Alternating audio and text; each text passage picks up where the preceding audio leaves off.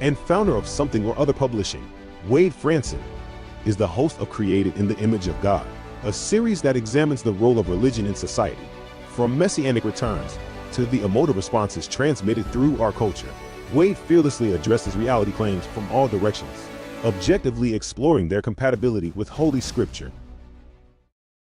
Tonight's episode, Pure and Undefiled Religion, with Joseph Atman. Good evening, everyone. I'm your host, Wade Franson. This is the Created in the Image of God show. Tonight, we have a very special program for you and a very special guest. It's a man that you may recall from having been on this show before, if you're one of the regular audience members. But it's one of my favorite people to talk to interview, to spend time with, because he's involved in things that are very similar to those things that motivate me as well.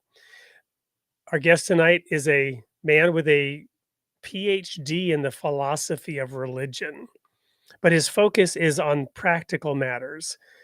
And that is why he founded a company called Middle Tree. What led him to launch Middle Tree, and how does it contribute to societal enlightenment and combat ignorance? That's one of the things we're going to find out tonight. Welcome, Joe Atman. Thanks, Wade. Thanks for having me, as always. Now, Joe, let's start by talking a little bit about that philosophy of religion degree. And I know we maybe talked about it in the past, but what has it done for you and what has it not done for you? Start with what it hasn't done for me. I think that a lot of people find religion, generally speaking, in trying times, and they look for religion to be some sort of gap filler, something that there's a void, and religion tends to fill that void.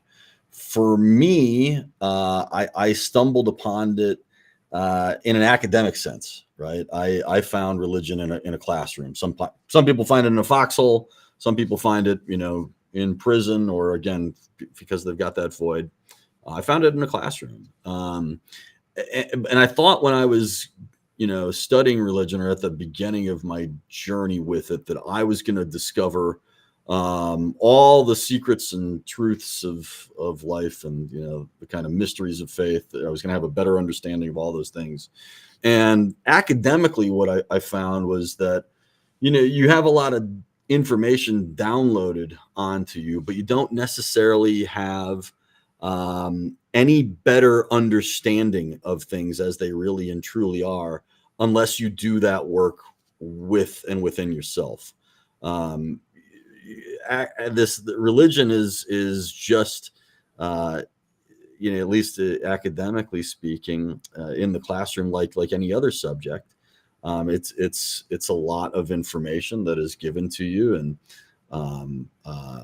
you are made to sort of spew out repetition about and rote memorization about the facts concerning it, and there wasn't as much critical thinking within it as I had thought, even at the higher levels. So I found that it didn't really give me this sense of understanding about the world that I thought maybe that it did, until I started to reflect again on so many things within myself, and started to do my own work on my own spirituality, and using a framework of the things that I learned. There's a great saying that I always use, that I'm a big fan of Zen and Eastern religion, and there's a great Zen saying that says, you use Zen like soap. First you wash yourself with the soap, and then you wash off the soap. And that's kind of how I've approached my degree with religion. When I first got into my PhD program, I was in this survey class, and in a survey class, they give you the whole litany and history of whatever the subject is. There was a guy who sat in front of me in this class who it was his last semester in the program. He knew everything. And I was like, it's going to take me a decade to retain all the information. And so I was trying to play this keeping up with the Joneses kind of game with not only him, but so many other people in my program, when I realized and discovered that I got to that place for a very particular reason, focusing on myself, and that was and doing the things that I loved and was interested in. That's what had gotten me there. It wasn't being necessarily this wealth of information about all things within, to spew back every concept within religion and theology and philosophy. It was more for me about taking all that information, internalizing it, working with that internally in myself, and then putting my own creative bent and spin on it. And I think that that's what a true religion should be doing for its participants. So I could go on about that, and I think we have a whole hour to do so, but that in a nutshell. Take myself off mute here. I'd like to unpack that a little bit. And that is at the experiential level, first of all. You mentioned you found it in a classroom, but then you were saying, well, it was also kind of dry in the classroom. So what was the timing of that, right? Of what was the experiential moment of finding it? And when did you then realize I'm not really getting everything I need to out of this because of the nature of the classroom or academic study? Yeah. And this isn't to denigrate any of my professors or anything, Right. No, this I get is, yeah. I talk about this at Middle Tree, the place they're just two different things, and they're both necessary and valuable. Absolutely. And also teachers are working within a framework and within a system that requires and expects a certain happening from their students. And I mean, we can talk all about systemization and why it's not a great way to educate people per se, but what the turning point for me was really, again, after I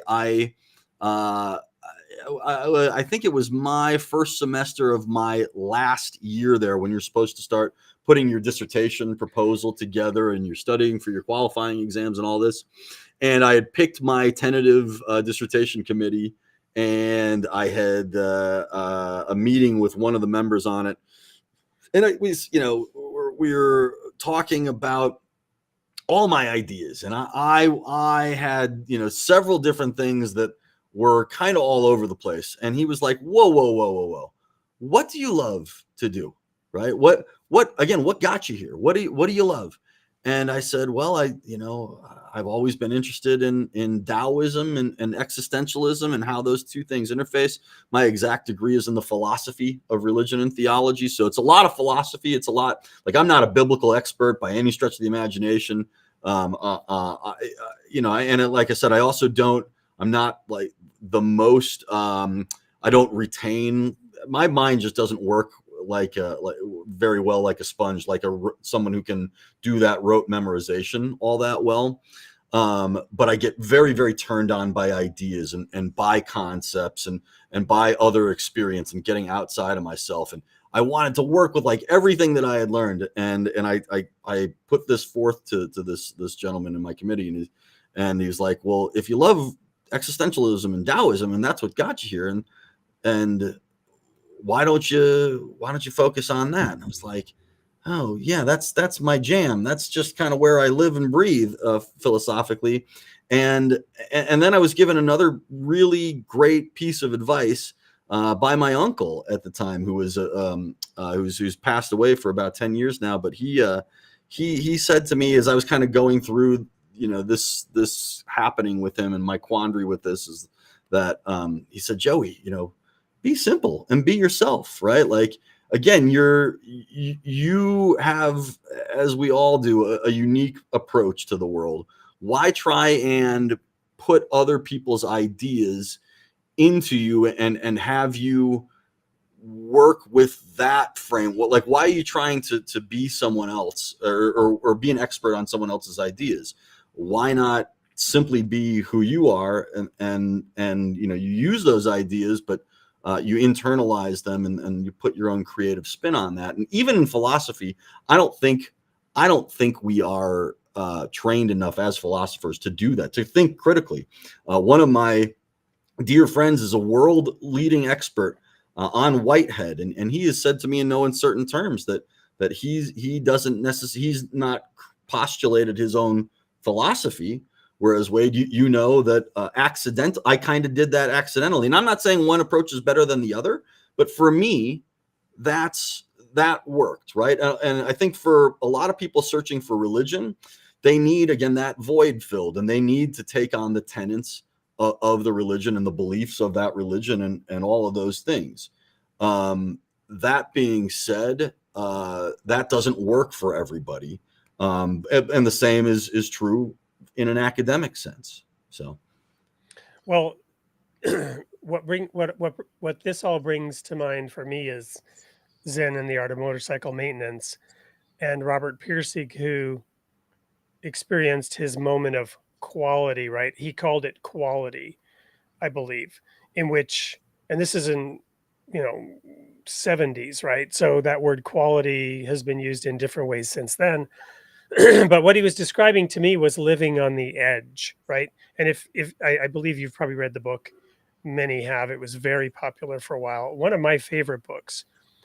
But so he was out on that edge of, grasping and groping for that full understanding, and he went over the edge, and he was found sitting in a room 3 days later in his, basically, to be, not to be crass, but in his own urine, where he was gone mentally, and they brought him back with electroshock therapy.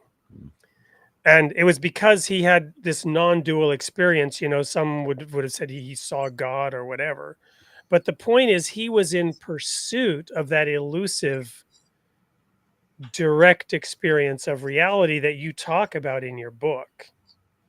Not to oversimplify or conflate things that don't go together, but I'm making this connection. And then he got into Zen and motorcycle maintenance to keep himself grounded, because he wanted to go back there, but he knew he couldn't, right?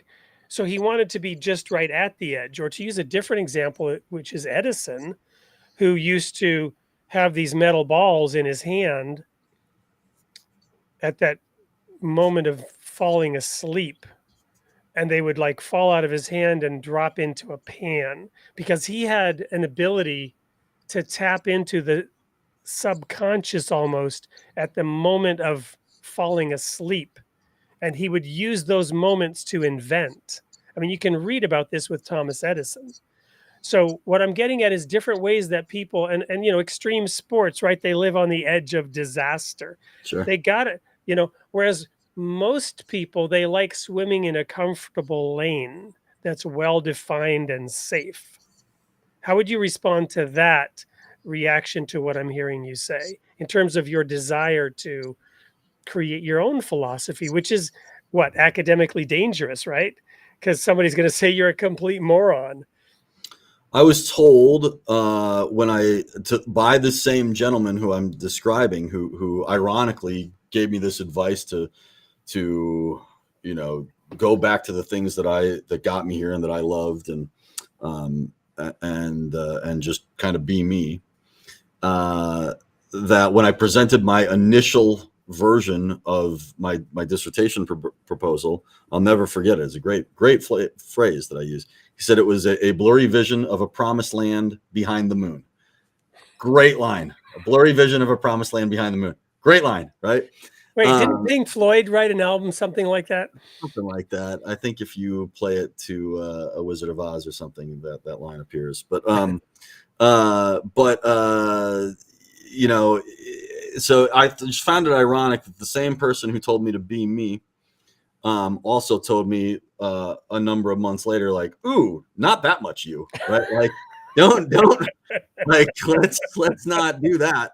And then also further ironic, do what you love, but get a job that pays well. There you go. Right. Exactly. And again, I don't really blame him. That was his job to sort of keep. Hey, he's an academic advisor. He's got to advise you academically. Exactly. And again, and this speaks more to the system that we were both operating within at the time. Yep.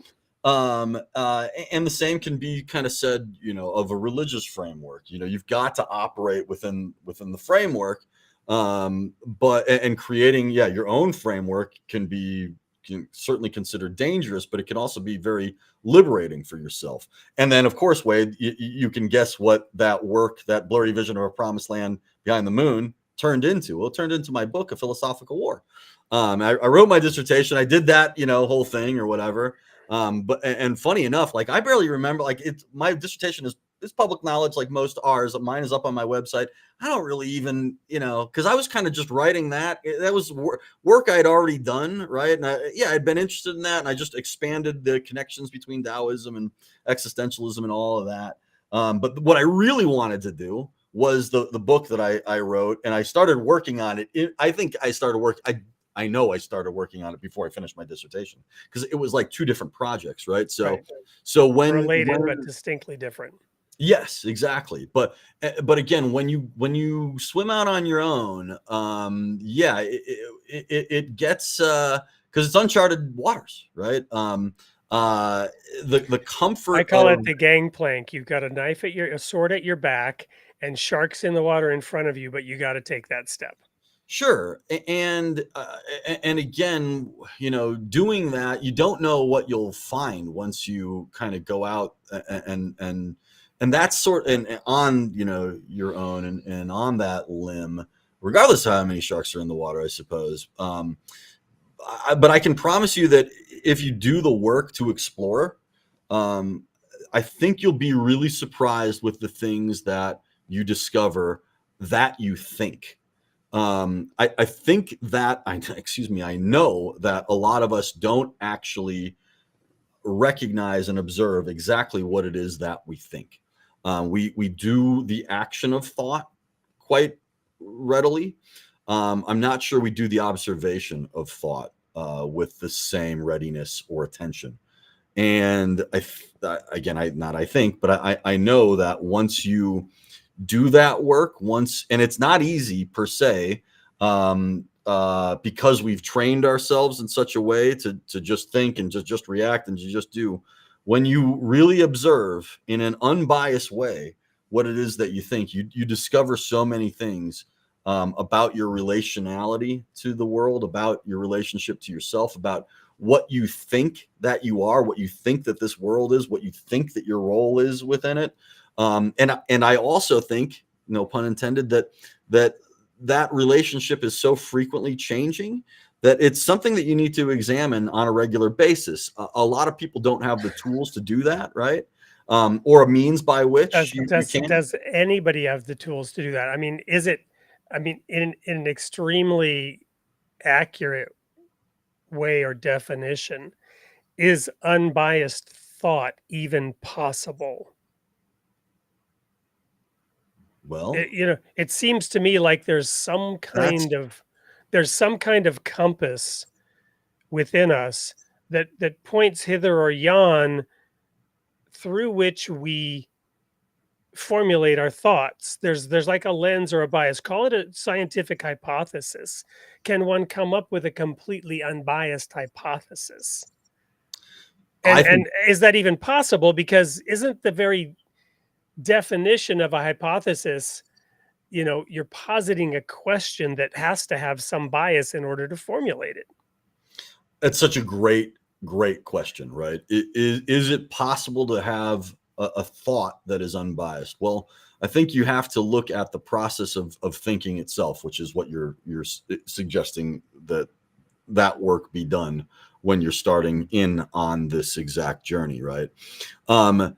What I would say quite simply is I think that the action of observing can be done unbiasedly. Yes. Right? So can you think unbiasedly? I need to explore that. Well, even observing, and again, I don't want to go to extremes, because I'm not trying to remotely undermine what you're saying Yeah. or discount it. I think what Mhm. you're saying is spot on Mhm. and is a requirement.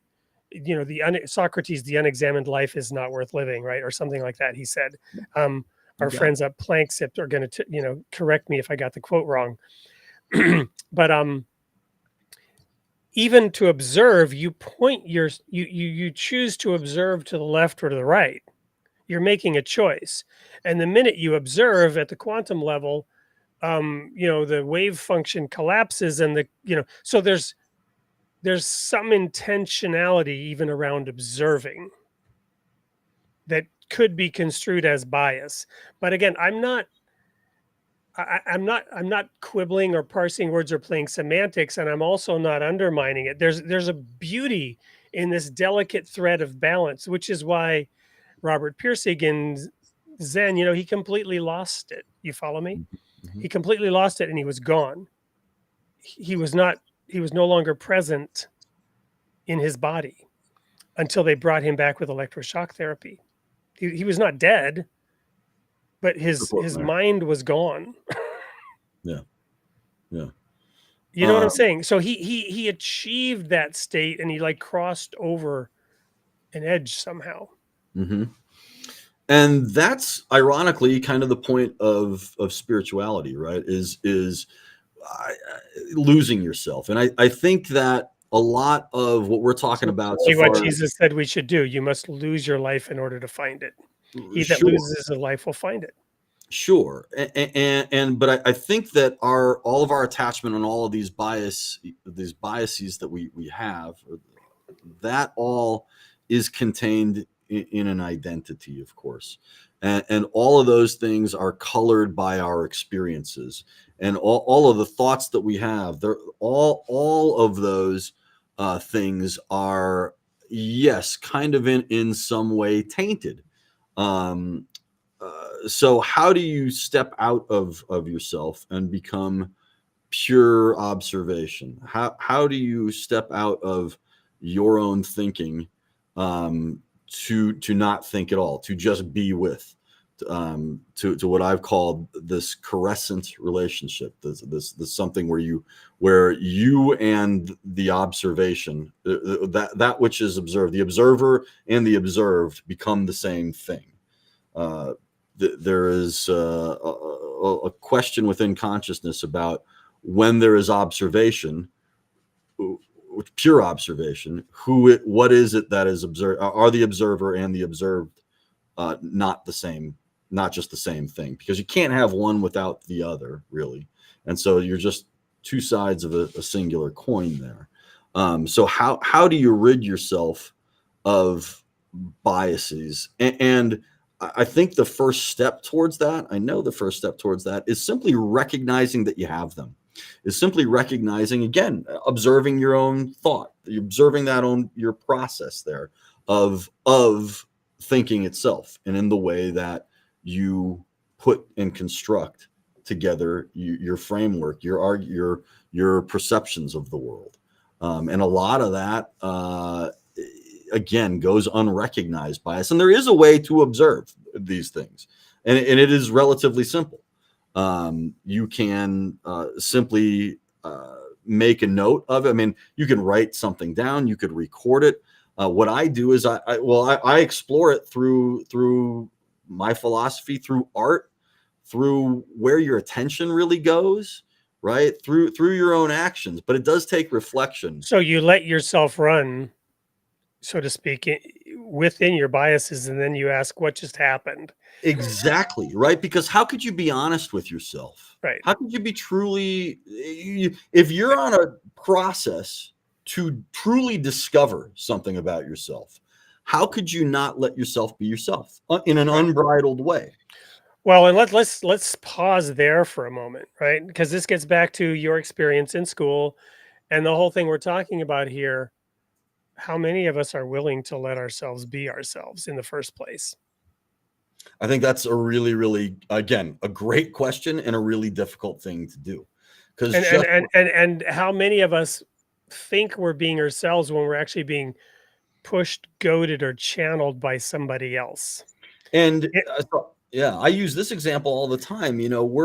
We're given our consciousness. A large part of our consciousness is downloaded onto us before we can actually really even think for ourselves at all, right? You're born into a society, you're born into a religion, you're born into a culture, you're born into a family, you're born into a particular position in the world, particular time in the world, that has its own understanding of science, has its own understanding of what it is to be a human being. And so it's not until you become about, adolescent age, do you start to think a little bit for yourself, which is frequently why it's so difficult to be an adolescent and to deal with adolescence, right? And then ironically, you go through all that, and there's were you here for our post-dinner discussion with our 12-year-old tonight? Is that what you're referring to? No, I deal with plenty on my own over here, but and then ironically, you kind of go through. I mean, this is the not everyone's plight, but kind of the general plight. You go through this self-discovery period, and the rebellion, the self-discovery, the going on. And ironically, it's I don't know the exact percentage, but it's something like the great majority of people die within like 7 miles locationally of where they were born, which frequently, I mean, to go with what we're talking about, you frequently wind up back with what you were given initially, right? A lot Coming of people, full circle. Yep. So the apple doesn't fall far from the tree, my dad used to say, which is getting to a different point, but you get it. So what I'm going to do right now, because this is awesome, I love it, but it's already 8:27 and I'm shocked. So I want to make sure to let the audience know we're giving away a copy of your book, and we're going to play a trailer of that book right now. And that book is amazing, A Philosophical War. When I started reading it, I immediately had to get in touch with you to discuss its contents, and it led to this really rich, full, meaningful discussion. So we're going to go to a quick commercial break. When we come back, we're going to pivot away from philosophy into practical application and get to the topic of tonight's show, which is pure and undefiled religion. We're going to understand a little bit about what you've done with that insight, with that awareness, how you let yourself run, and what you see yourself doing today. Don't go anywhere. We'll be right back with more from Joe Atman. In a world where the battle of minds goes unnoticed, one man dared to challenge the very structure of consciousness itself. Joseph Atman proudly presents the first part of his groundbreaking collected work, A Philosophical War. Atman's mission is to expose humanity's most elusive adversary, the structure of its own consciousness. He argues that the modern human condition is plagued by a thought process that inflicts unnecessary suffering. This thought process, like a stealthy enemy, wages war against our nature. Atman's quest is both daring and revolutionary, to overthrow and replace the current prevailing conscious structure. He identifies the enemy within and seeks a more coherent and powerful ally. With digestible bursts of epistemological guerrilla strikes, he pierces the lines of everyday thought patterns. This counteroffensive offers a new perspective, one that challenges the way we perceive reality. Atman asserts that humanity's consciousness has relied too heavily on thought alone. He introduces being with, a relationality that harmonizes humanity with the world around us. But the battle doesn't end there. Atman reinterprets the early chapters of Genesis. He calls for the removal of contemporary notions of God while offering a profound argument for God's existence. Filled with intrigue, simplistic insights, and mystical yet realistic hope, this book is a potential landmark work. A Philosophical War by Joseph Atman. Available at Amazon. And there's a QR code that you can scan with your phone, which, of course, if you're watching this on your phone, don't do that. We want you to stay right here and listen to us. But it'll also air later when this is recorded or posted afterwards, so that people can go get it. But if you want to get to be the one to be given a free copy, you can leave great comments like this one by Crackers, who is obviously trying to get a copy of that book. But we'll be looking at more of these. We could do like last show where we just gave a copy, like we was like Oprah giving away copies of. Exactly. Well, for that we need to first say, hey, go to the Royal Falcon Foundation website and sign up as a donor and sign up as a sponsor, so that we can afford to give away more copies of Joe's book. As it stands right now, we'll just give away one, unless Joe, you want to be more generous and we can give away more.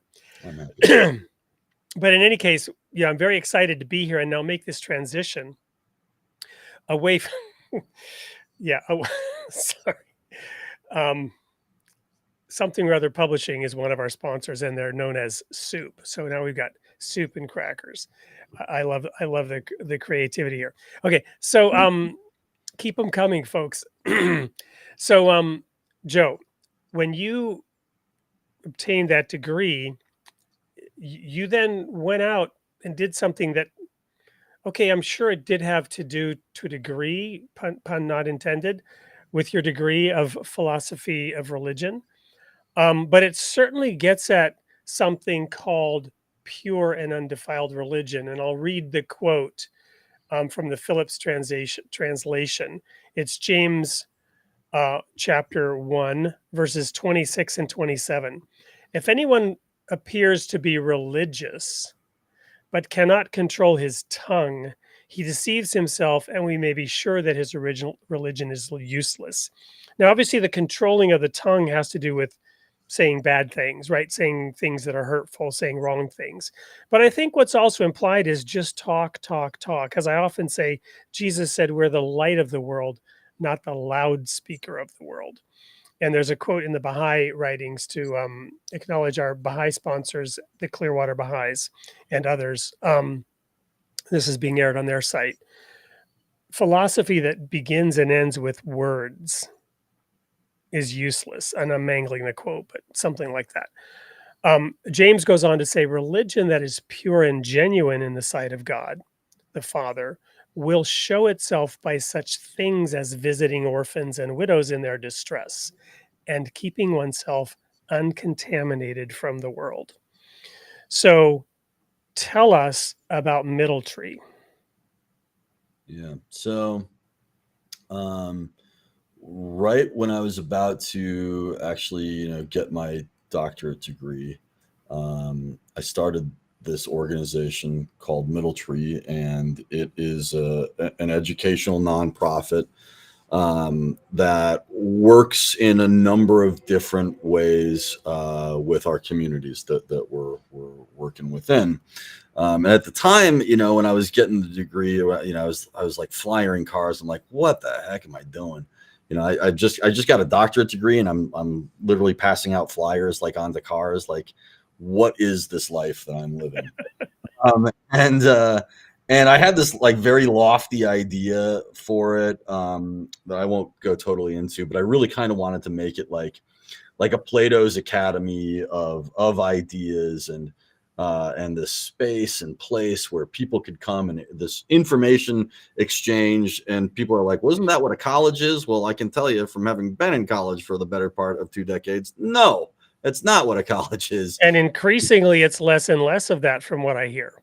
I mean, I've been out of college for, a decade now, but yeah, I mean, again, for a long time I was in it. And like I said, even at the PhD level, at that 400 level, like they didn't in philosophy. I have a degree in the philosophy of religion and theology. I mean, it's basically a philosophy degree. Like they didn't want me to like think all that much, right? They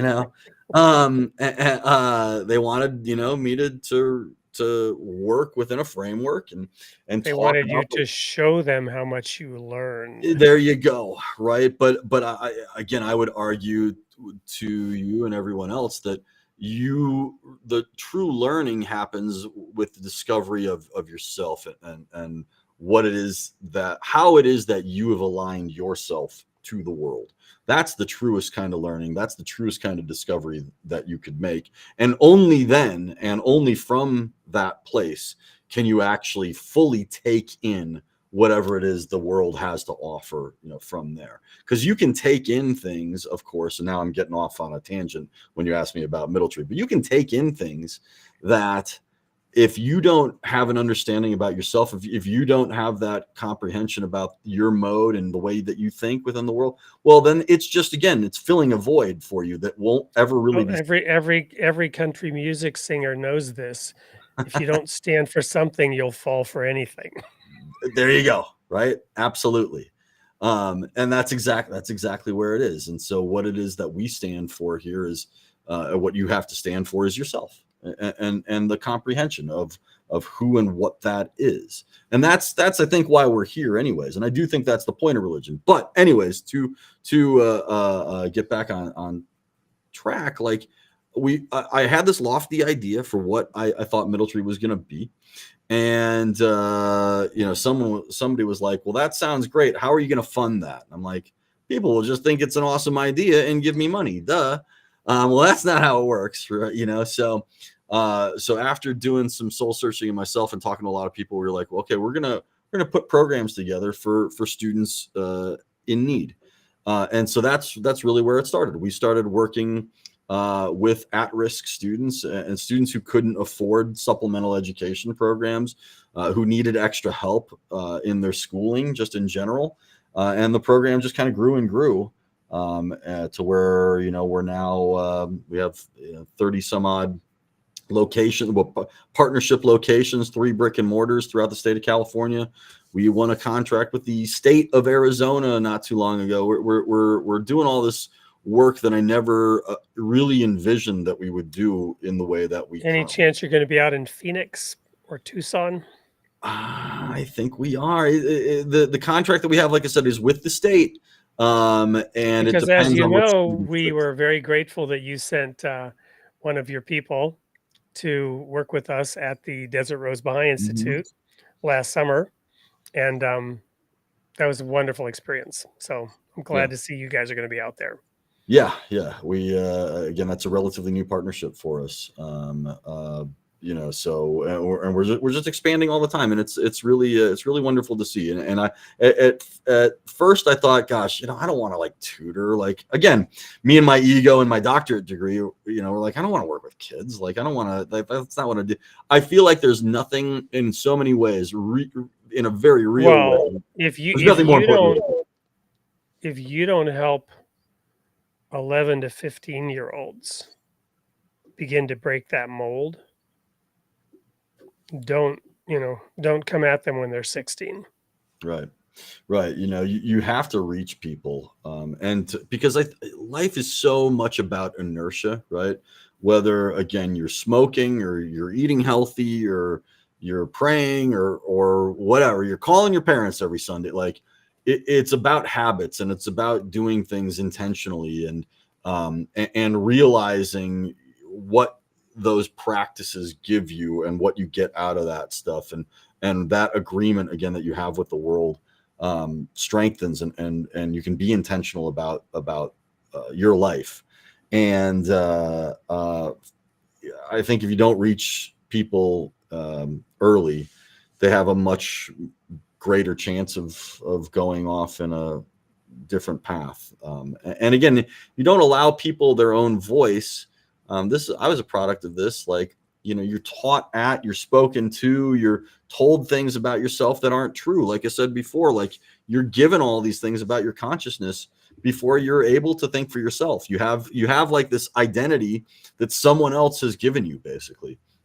And I think that's very dangerous. Well, we're going to take not a commercial break, but we're going to show a video, because a picture's worth 1,000 words. And so I then wonder, well, how much is a video worth, right? Because how many pictures are there in this video? Certainly more than 1,000 words. So we're gonna run a couple 3-minute clip, promotional video about Middletree to give our audience a sense of what this is. That even if we invited you to speak for another 10 minutes on it, probably they wouldn't quite get this image. So we'll just roll this real quick.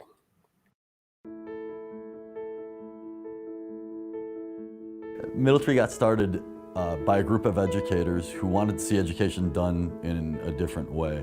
Socioeconomic status is the primary factor in whether a person is admitted to college at present. And we think that is simply, unfair. And so our mission is to work against that by allowing people from less privileged backgrounds access to the tools that people from more privileged backgrounds are able to have.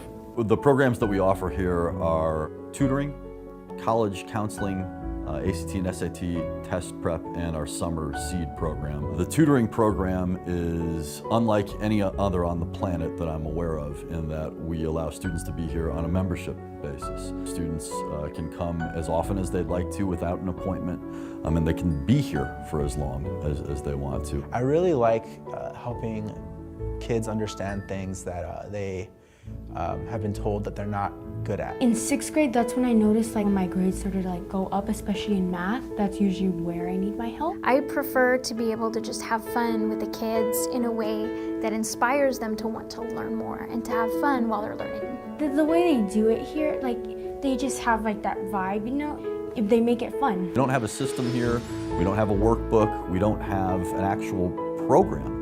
We have individual students, and we approach each and every individual student as individuals. I love to go finish my homework so I can go home, chill, and just play video games or something like that.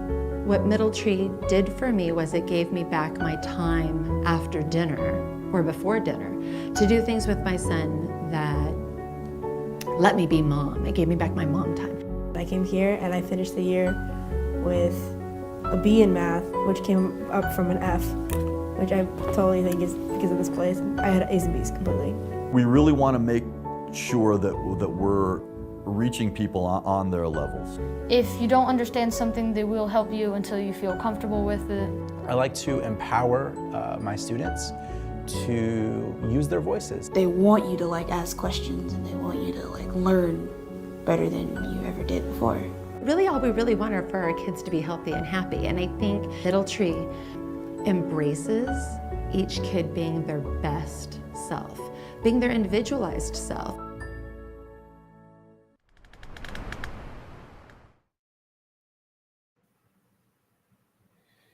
And there's a little QR code that I think takes people to your website.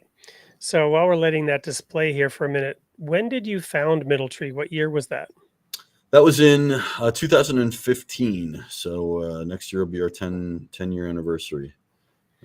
Well, 10 is sort of one of those rule of thumb monumental achievement years, right? Where it takes you 10 years and then you kind of become a master. So how have things been over the course of those 10 years? And, you and I talked briefly beforehand about getting to a new level and learning what it's like at that level. So what about those 10 years? What have you learned and where are you at? And are you proud of it? Are you happy with it? Just tell us about it. We're very proud of the work that we do. Absolutely. Right. Again, like I said, I feel like there's nothing that we could be doing that really is more important than the work of reaching younger minds. And we work with adults as well, but the majority of our work is with school age students. I mean, what have we learned? Gosh, in 10 years, I have a background, as we've been discussing, for the better part of the hours, in philosophy and theology. I had no background in running a business, in marketing, or doing the finance or budgeting, or all the. I mean, just the what little about elementary education. Nope, none of that either. So, so I basically had this idea that looked nothing like what we currently are doing or what we even started doing. And I feel like we're still working towards that idea. The quite simply, the whole point behind Middle Tree is to allow people a different kind of education, allow people a different approach with their own education, and an alternative way of doing education, period. And quite simply, what we do is we individualize everyone's educational path. Everybody gets their own plan here, but we also give people whatever time that they need to work on it, because the lunacy to me of the way we do our educational system is that, I mean, there are a number of different things, but in this regard, you work on things for a set period of time, and then when that period of time is over, whether it's the class, the section of the workbook that you're working on, the semester, the year, whatever, it's over, right?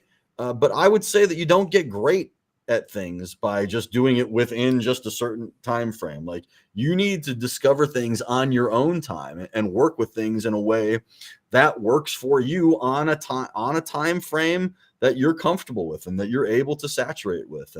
And that just doesn't necessarily, happen in school, in the traditional academic system that we have.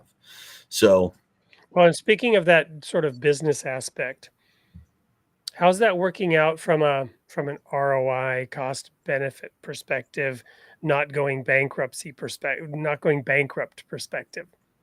yeah, better now. I took out money that I didn't have. I spent money I didn't have, I should say. I borrowed money. I did everything. I did everything that I could to get this going. Uh, Oddly, I knew it was going to succeed. I just knew that, like, the idea here would win the day. I didn't realize that not everyone would get it, but I knew that enough people would understand what we were trying to do, and I knew that I was going to be able to communicate what it was that we were trying to do to enough people, or to the right people, so that they would in turn come and support us. We're currently funded by and large through our partnership programs, that is, through other school districts that we work with. Mostly, students who need this kind of programming. We used to work with, like, exclusively at-risk students, but we work pretty much with everybody at this point. So funding is it's never easy to come by, but we kind of, we've been around the block a couple times, and we sort of know how to target it at this point. So. Well, do you feel that the program is viable partially because of the massive nature of investment in education and the large degree of waste in that spent money? In other words, whatever your intended objective or outcome is, the amount of money spent on education of your target age group in this country is ginormous. And most people would agree that we're not achieving, and if you, especially if you compare it dollar to dollar to other laboratories globally, meaning societies and their investments in education. Sure. If you really do that thing you said, which is take an unbiased look and observe, right? Observe the outcomes of educational efforts and also observe the amount of money that's being spent on it, and adjust for whatever calculation of cost versus man hours, right? Because a man hour in one country spent on education costs a lot less than a man hour in some other country based on economic differentials. My point is, if you can take enough steps back and look at all this, plenty of money is being spent on education without achieving desired outcomes. And if some reallocation of that investment were made to programs that actually deliver outcomes, you find there's plenty of money to fund whatever it is you're doing. Certainly. Since COVID, I would say that the government has done a lot more to fund educational programs like ours, and to underwrite the kind of happenings that we're doing here, and recognizing that their own districts are stronger when they support programs like ours. And they've made a lot more money available for that kind of programming. And I think that's benefited everybody. It benefits students, it benefits parents, of course, and it supplements the school system itself. So I will say that I think that because of a concerted effort coming from the highest levels in government, to shore up a lot of the lack in education, that not only have all of the players that we just mentioned benefited, but there's now this sort of cohesion and this expectancy that these kind of programs, like schools can't do it all, and schools can also work with other partners to do the things that they just are limited, to be. They're limited in their scope given what it is that they do. Now, I have a whole other thing about how that no amount of money in the school system can fix the real problem with the school system, because school is a system, and systems only. So I've been sitting here thinking about what questions I should ask, while also being sensitive to the fact that you're dependent on funding from the schools. So you don't want to too openly bite that hand that's feeding you by being too overly critical of them. But you were just going there, so no amount of money will fix it, which is what I was thinking. Why is that, and what do you feel comfortable saying about it? Well, because I can argue to the fact that teachers, administrators, superintendents, all these people are victims of the school system. Also, they're not doing anything wrong. There's nothing. Amen. And the reason I have some insight into this is, as I think I taught 4th and 5th grade out in your backyard out in California. I'm trying to remember the name of in Glendale, right? Okay. Yep. And right outside of Pasadena area, LA area. So I taught there for 2 years, and I resigned and got out of it because I'm like, this is zombie making, right? I can stay committed to the good work that I am doing as a teacher, reaching these 4th and 5th graders. And I saw transformation in these kids through my hard efforts, right? To really reach them, to pour every ounce of my being into helping these kids grow and develop through the opportunity they had in 4th and 5th grade. And I had some successes, and I could brag now about my successes within those 2 years. But by the end of it, I'm like, this is turning me into a zombie, and I'll never be able to make the money I need for my family doing this. And the only way to rise up and provide more for myself would be to get into administration. And then I really would be a zombie. Again, I would just argue that some of the biggest victims within the school system themselves are the administrators, are the teachers, these people who get into education with very good hearts and well intentions, but then fall victim to the monster that is the education system. But we all know that there's a problem with not enough money, in schools. However, the problem that I would tell you that the education system has that no amount of money can fix is that the education, as we've put it, structured it, is a system, and systems care only about obtaining results. And so that's how we've structured our whole education. So we just want you to get a result. We just want you to learn this and learn this quickly. And that's why you can forget everything that you ever learned. That's why you don't know what a cell membrane does. That's why you don't know who the 3rd president of the United States is. That's why you don't know what terminal velocity is. These are basic things. That's why that show, Are You Smarter Than a 5th Grader, was so popular, because people are like, oh, I guess I'm not. Well, my daughter's doing chemistry, right? And she's in 10th grade. She came down and was working out her equations with me yesterday. And I'm like, wow, this is awesome stuff. And you're being challenged here. And no, I can't help you do that math. Right. And yet, what a sad commentary on the way that we do the education system in this country. We don't really care. Systems are put into place to obtain a result. Systems are great, as I always say, for building a bridge, for driving getting from here to downtown. But they're terrible ways to educate people, because they care nothing for the user. The system cares only for the system itself. The system, and all systems do this, whether we're talking about education or religion or the triangle offense. Like all like you run a good system.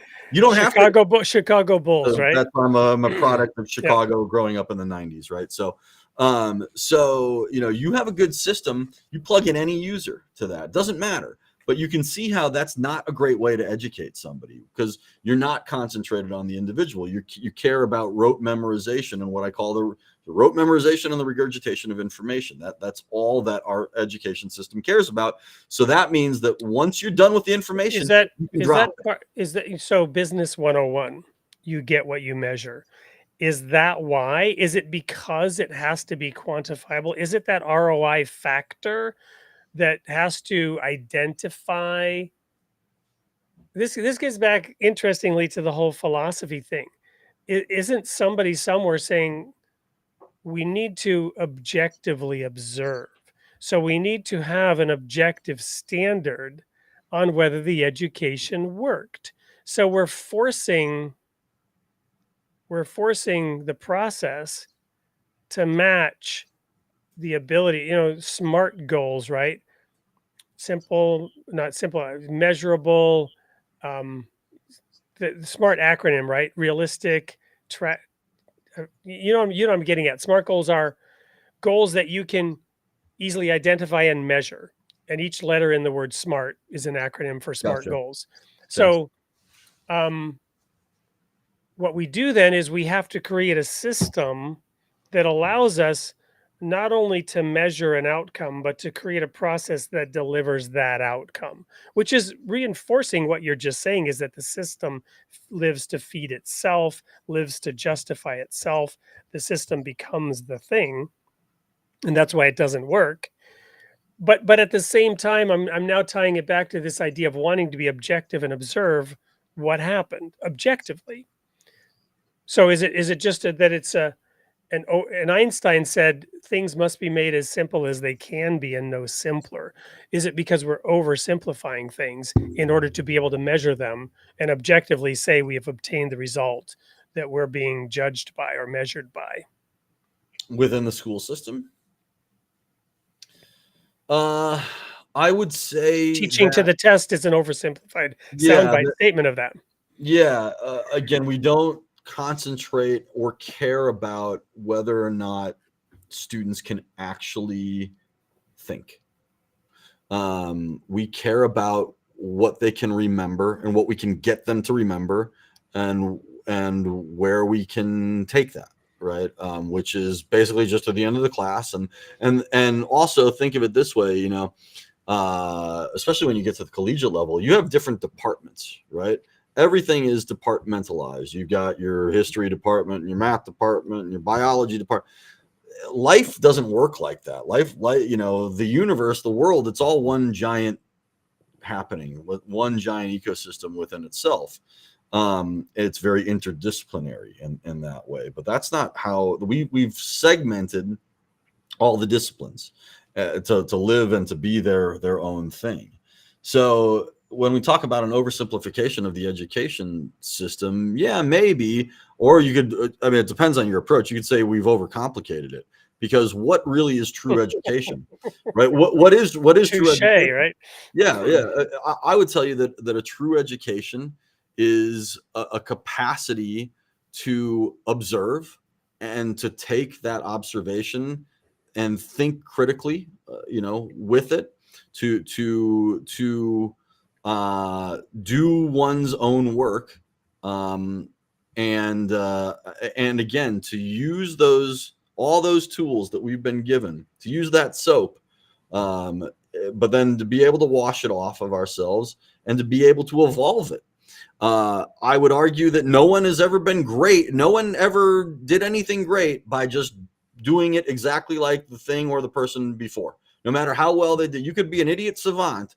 You could play Chopin just perfectly, but if you don't evolve Chopin into the next thing or into your own style, well, then you're just an idiot. So you're just a copycat, and that's not how evolution works. If you believe in evolution, I mean, and I'm not even talking about, I don't want to get into that debate, but that's not how the evolution of your spirit, of yourself, the whole process of becoming and being and going beyond that all is something that is tied up or should be tied up into the way that we expand our own consciousness and the way that we look at the world and the way that we approach and interact with the world. But we're not taught any of that in school.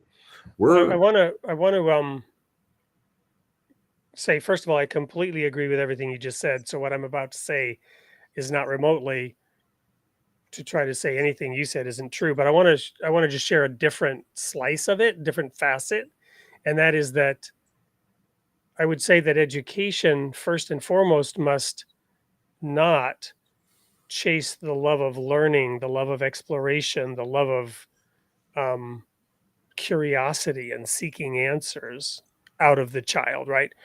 First, we have to preserve that natural inquisitiveness and curiosity, which we right? do a terrible job of course. Right, of course, we kill it. We beat it out of it, right? Right. Yeah. So first we have to not do that.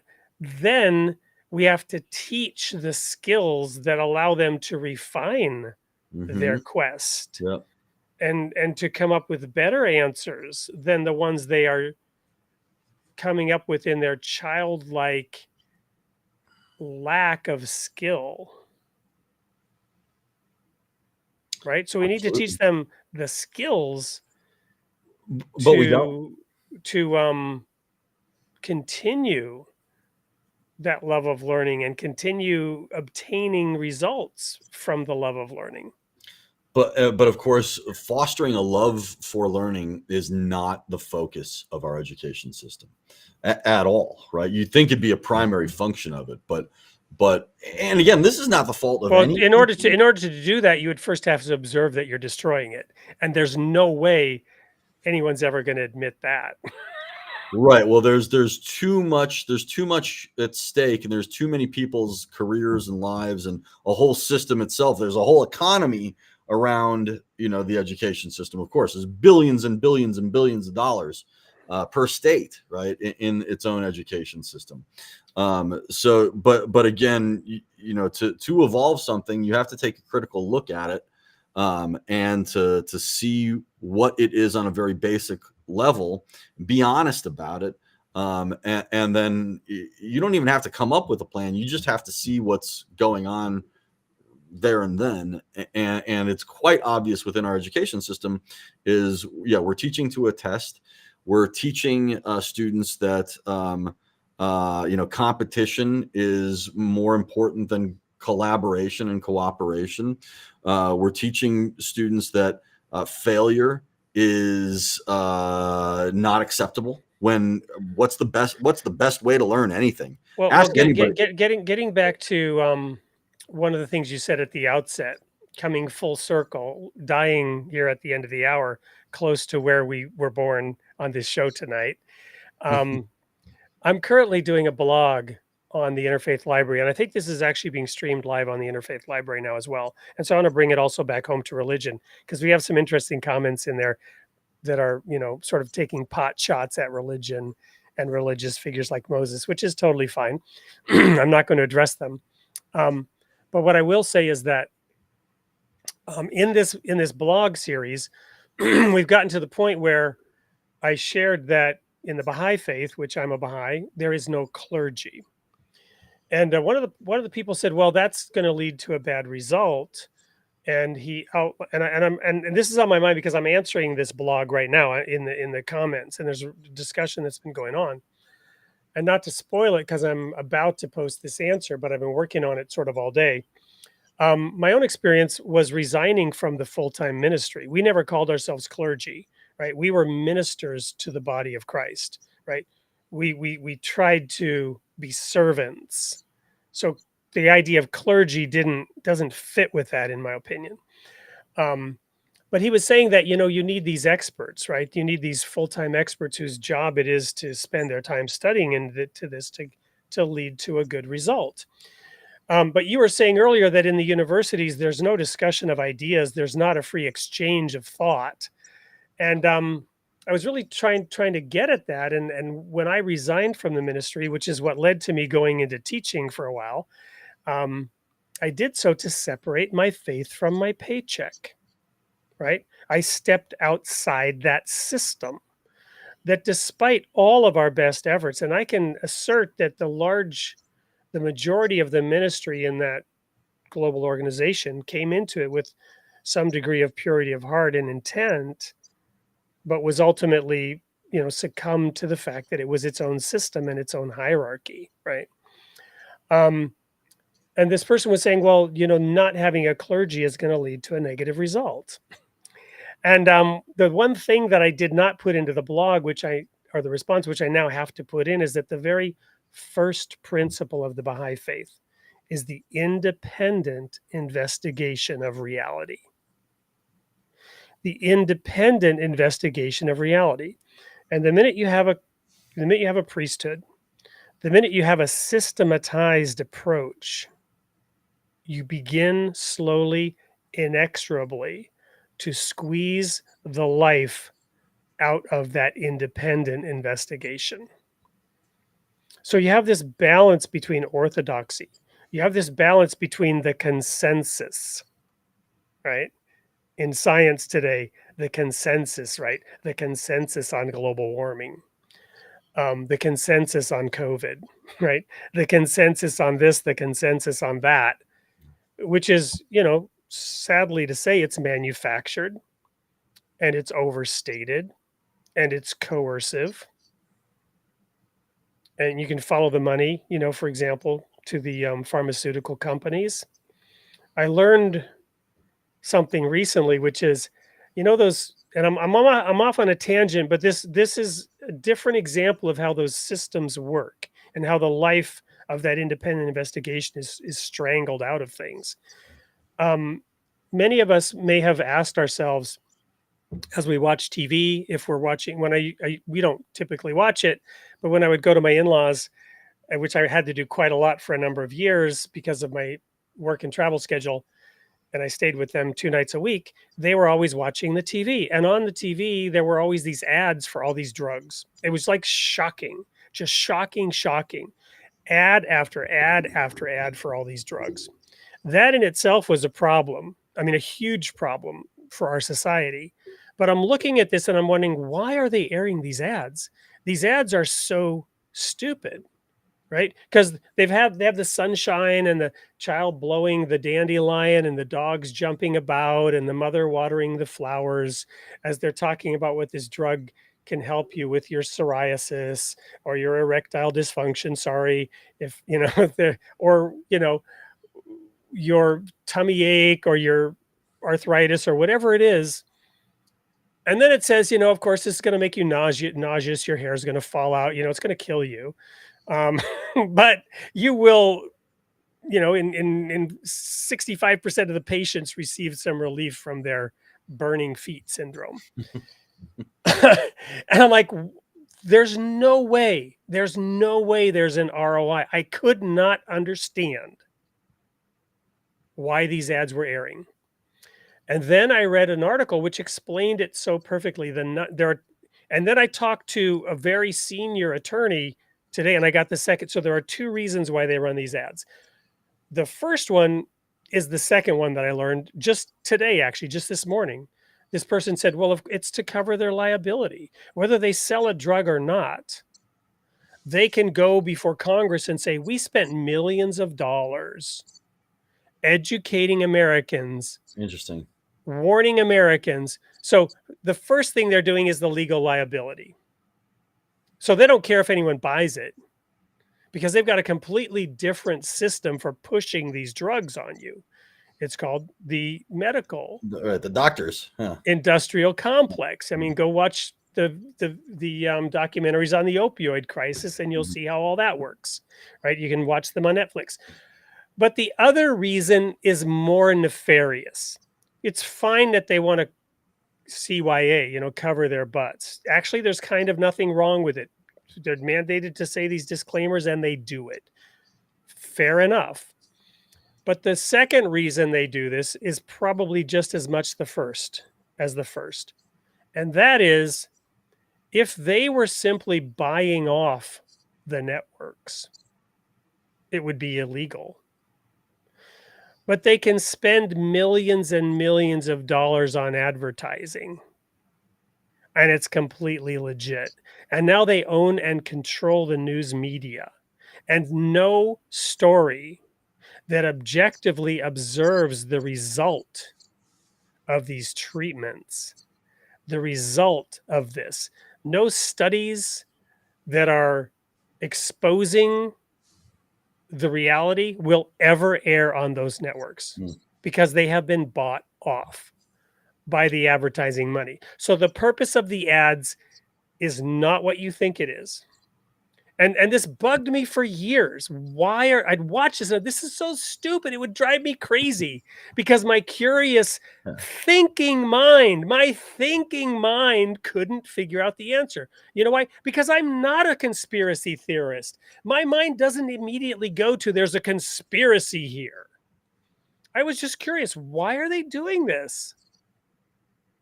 Well, and it's not that it's a conspiracy. It just makes total logical sense. Well, first of all, we want to control the news media so that we don't get bad press.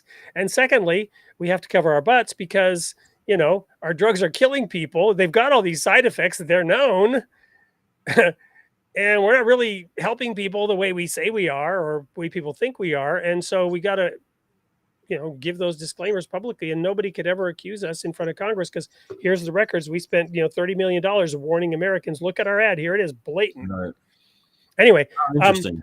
Why am I saying this? The independent investigation of reality. What you are saying, we need thinking people. This country needs thinking people. People need to follow that single rule or law. Independently investigate reality. See it with your own eyes, not through the eyes of another, which is another Baha'i quote. Yeah, that's it. And you're doing that with Middle Tree, right? You are helping these kids, teaching these kids to think, to explore reality for themselves on their own terms. We're trying to. We're certainly trying to. It's one of the unique things that we're doing is working with these students independently, again, in a way, in a framework that is designed for them. And when you give people a voice, they tend to use it or just discover it even, right? When you give them the opportunity. And that's like what we were saying before. Finding out what you think is the first step. Finding out what your voice says when you use it. That's the first step in any educational process or in any discovery. Finding out your relation to what it is that you're observing, to what it is that you're interacting with. And the only way to do that is to do it in an unfettered sort of environment. But you don't get that unadulterated access to yourself very frequently. You have to take it for yourself, given the way that the parameters that we've set up around ourselves and within the systems that society has as its pillars, whether that be the education system or those of religion. And again, these things aren't necessarily bad per se. They're meant to be guideposts, not the end all be all. And too frequently, because of that, as we were also talking about, that initial that void within so many of us, and because we don't do this work of observing and this work with and on ourselves, that frequently these things. Well, speaking of that void, I want to show a comment by Crackers here and comment on it. As I was talking about this with the advertisements, he said, I think we're the only country that has that. And by the way, we're going to start looking at the comments because we got to give away a copy of your book. Right. Yeah. And Crackers is a great candidate because he's still there. And this one gives me a perfect segue. So when I was a kid, some people know, and I have a book out there called The People of the Sign. You can look that up on Amazon as well. But I was kidnapped as a child in a domestic kidnapping, and I was smuggled out of the country, and I was placed with my aunt and uncle in Sweden. And during my 2.5 years in Sweden, I had a completely different experience. And one of the things I noticed and learned about Sweden was that advertising to children was strictly forbidden. And so in America, you have entertainment thinly disguised that it, is a complete marketing vehicle. So, the Transformers, right? Video games that are made into movies, and that's sort of a new recent outcome of it. But advertising to children is a long-standing practice in America, and the amount of money and research spent on figuring out how to worm your way into the unprotected mind of a child to turn them into a fifth column, which is a subversive element behind, enemy or behind your opponent's lines to destroy the country from within. So that when you go to the grocery store, that 2-year-old, that 3-year-old is screaming at mommy to buy this or buy that. Where do you think that comes from? Aside from the attractive packaging, they've sat there in front of a TV and had the most sophisticated psychological methodology perpetrated on them to drill a gaping void in their heart that tells them you will not be whole until you obtain this thing. You are incomplete until you obtain this thing. There's something wrong with you if you don't have this thing. You will be happy when you have this thing.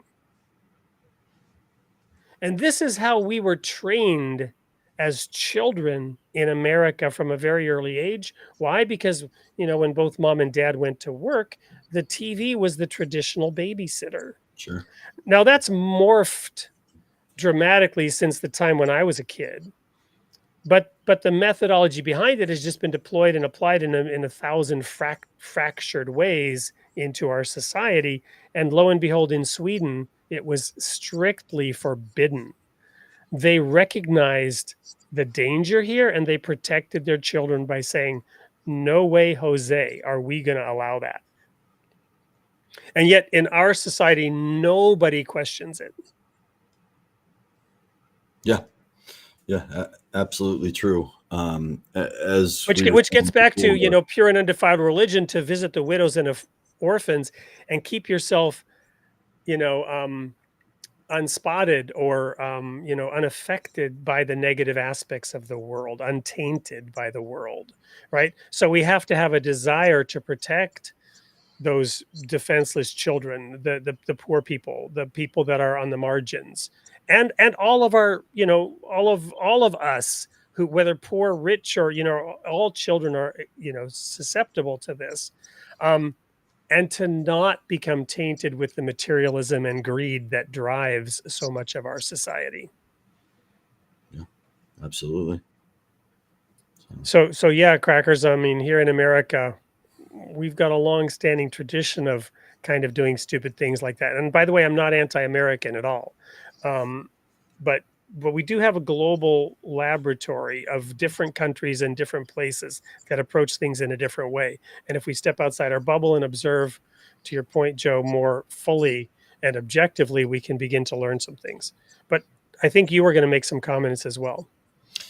No, I mean, just that when you get, obviously, I think, as I was saying before, like, I didn't think that the work we were doing, was all that important initially. And now I think that there's nothing more important we could do, because when you get at the mind of that younger mind at an early enough stage, you can really make a giant impact.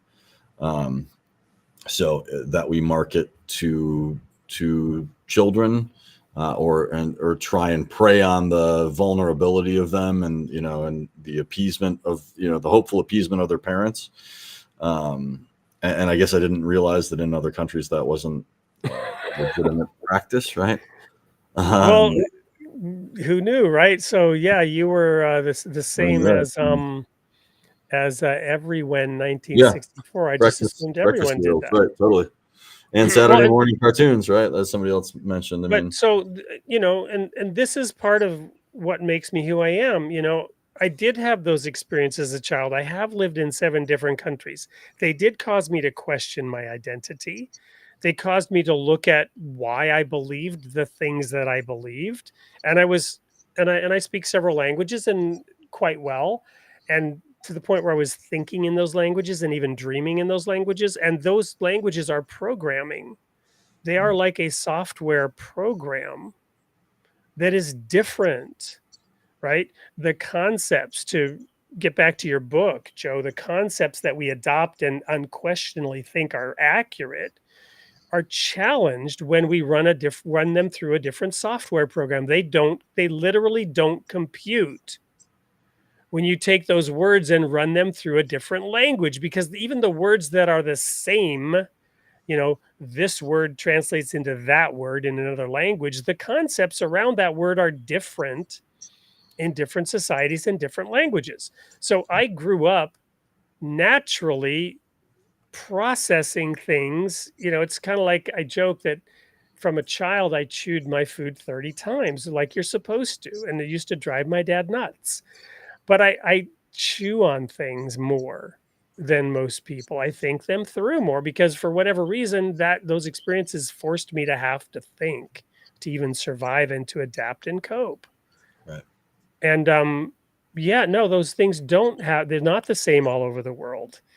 And behind the Iron Curtain under the Soviet Union, there was a parallel universe that was like Superman's bizarro world. Everything was kind of the same, but it was totally different. Right. Yeah. Are there any comments that you want to call out, Joe? I was interested in what Sharon had said about Sharon, the big one. Yeah.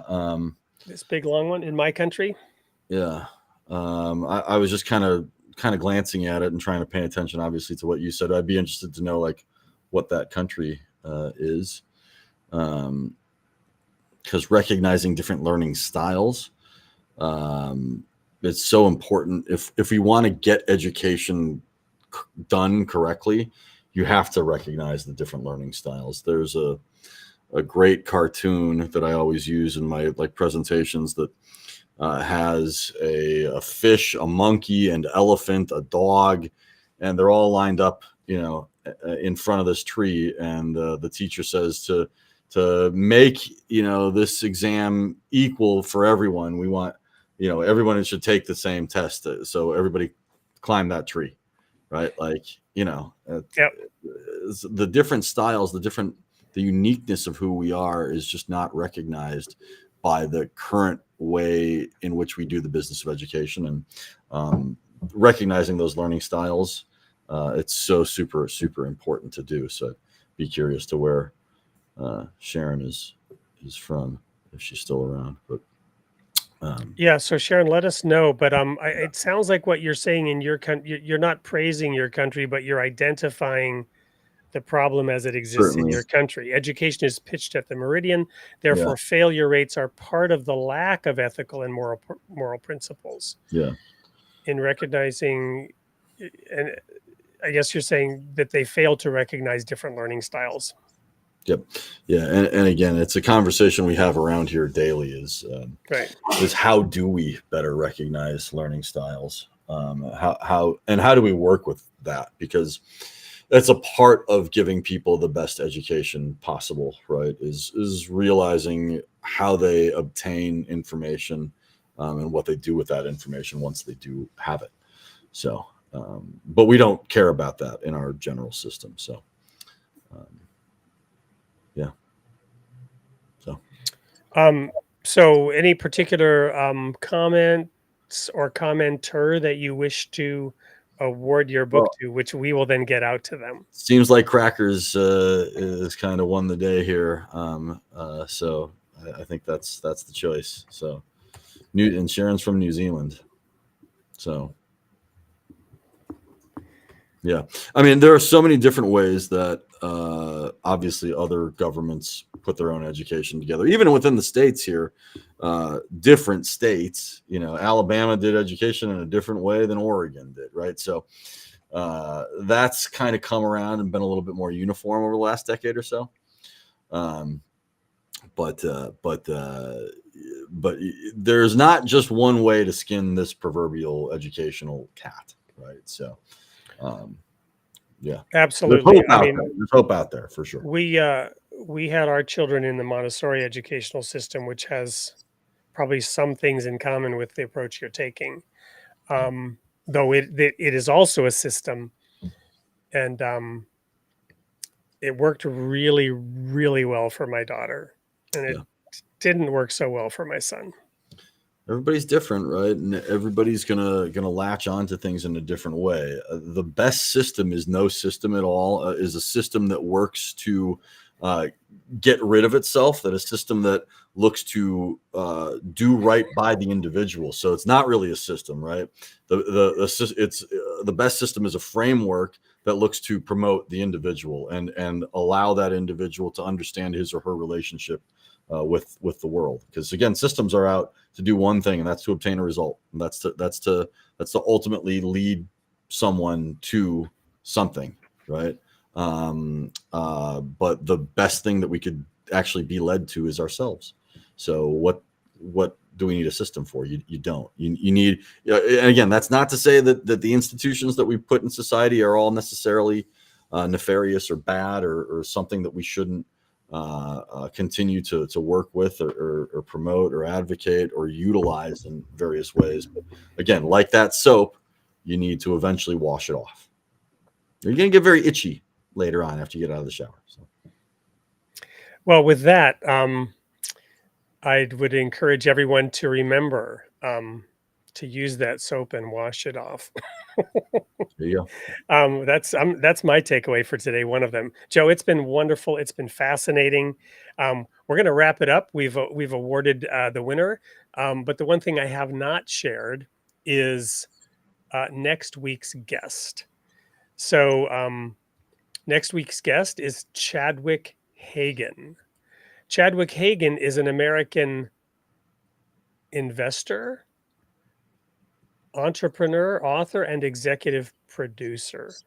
On Twitter, he is a frequent speaker and columnist on finance, philosophy, environmentalism,